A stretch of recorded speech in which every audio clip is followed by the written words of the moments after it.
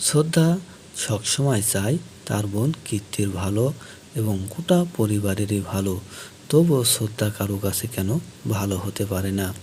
কেউ কেন শ্রদ্ধাকে ভালো চোখে দেখতে চায় না? সকলেই তার শুধু দোষ খোঁজে কেন? কেন সুযোগ পেলেই তাকে কথা শুনিয়ে দেয়? এবার কীর্তিও শ্রদ্ধাকে ছাড়ল না।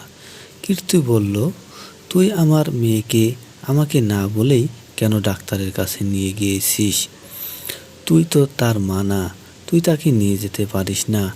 আমার মেয়ের বিষয়টা আমিই দেখব। তুই আর কখনো আমার মেয়েকে ছুঁয়ে দেখবি না।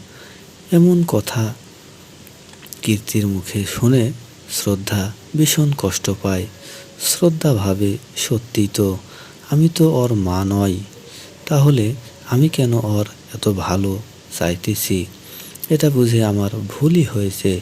তাই কীর্তি আমাকে তার বাচ্চাকে ছুঁতে নিষেধ করলো। এটা আমারই ভুল। এটা ভেবে শ্রদ্ধা আফসোস করে আর কষ্ট বোধ করে যে আমি তো খারাপ কিছু চাইনি, সবসময় ভালোটাই চেয়েছি। যদিও বরুণ শ্রদ্ধাকেই সমর্থন করে, কেননা শ্রদ্ধা সঠিক কাজটাই করেছে। আর কীর্তি তো সবসময় জেদ আর অহংকার নিয়ে চলে ফিরে। সে তার নিজের বাচ্চার দিকেও সঠিক খেয়াল রাখতে পারে না এবং অন্যকেও রাখতে দেবে না। এটা কি করে হতে পারে?